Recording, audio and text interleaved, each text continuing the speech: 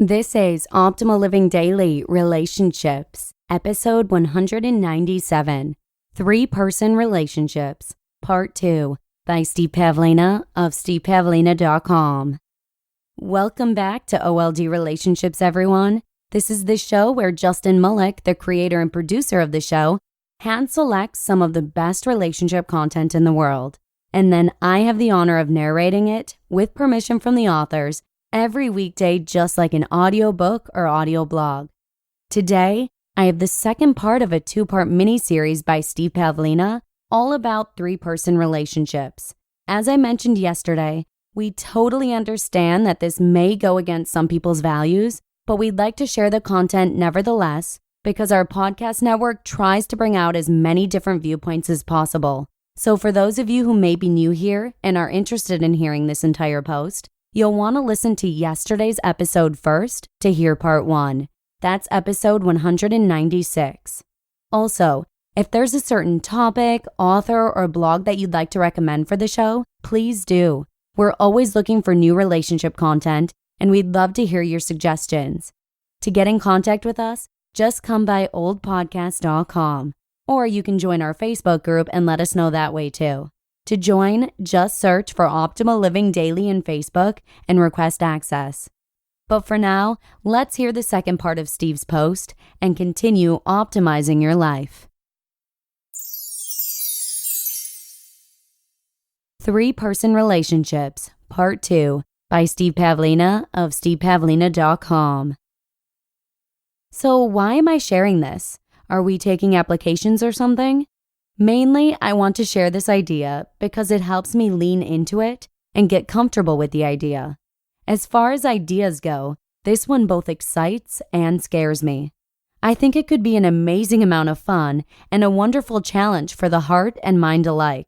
But I'd be very selective about letting anyone into this exploration with us in such an intimate way, and Rochelle is very selective too. I'm not into relationship drama, and I don't want to invite someone in who'd seek to mess up the connection between Rochelle and me. So at this point, my stance is somewhere between passive open and active open. I'm open to the possibility if the right person should pop onto our radar, but I haven't actively gone out and invited anyone to actually try this with us. Advantages. Three-person relationships have some interesting advantages over two-person relationships.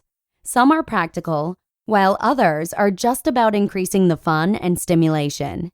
If the three people live together, then there's a bit less work for each person in terms of daily tasks like making meals. It's not that much more work to make dinner for 3 people versus 2.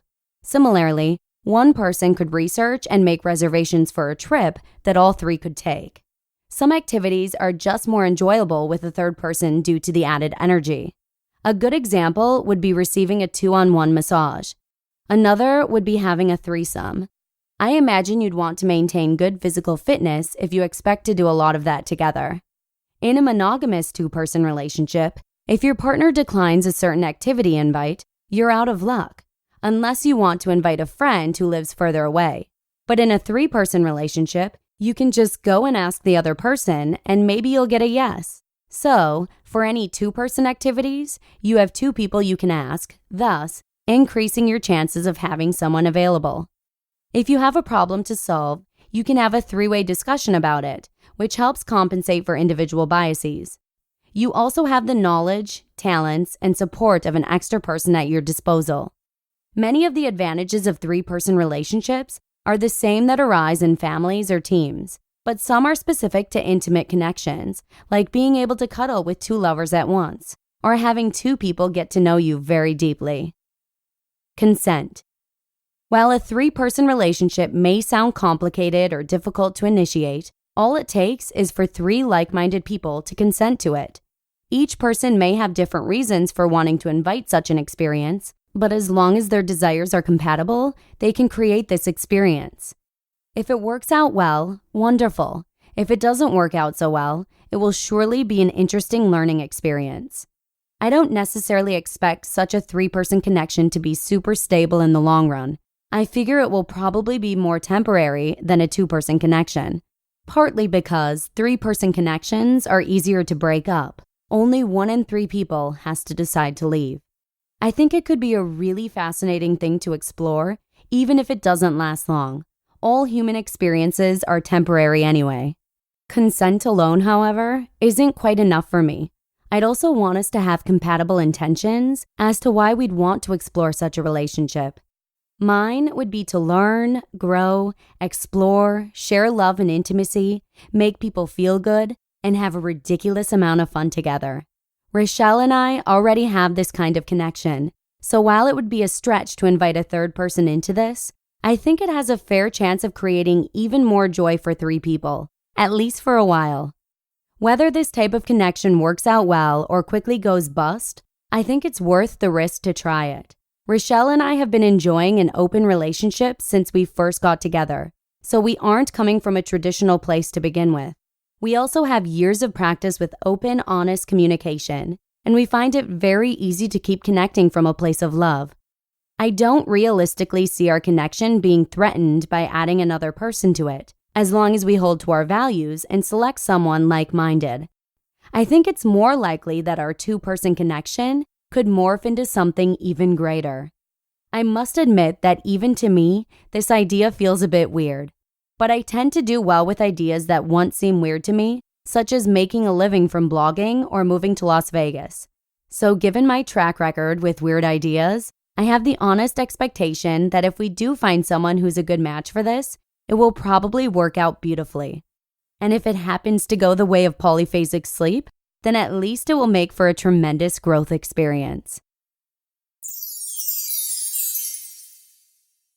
You just listened to part 2 of the post titled "3-Person Relationships" by Steve Pavlina of stevepavlina.com. Thank you to Steve for letting us share this post with you, in addition to so many other insightful posts over the past 9 months.